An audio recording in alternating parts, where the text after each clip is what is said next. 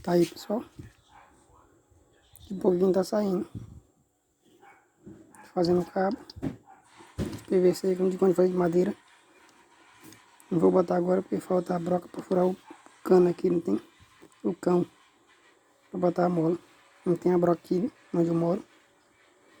Fazer o guarda-mato. Já tá encatilando.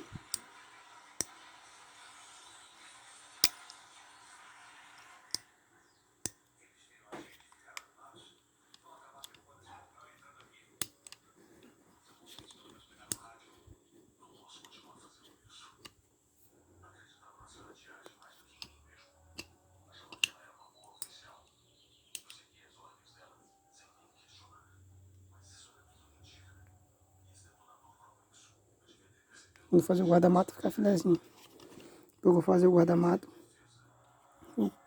Ajeitar o pé, fazer isso aqui depois já pronto. Vou ajeitar tudo aqui, ó.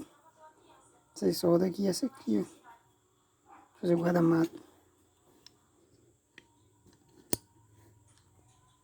Falou, curta aí, dá o likezinho. Compartilha. E se inscreve no canal.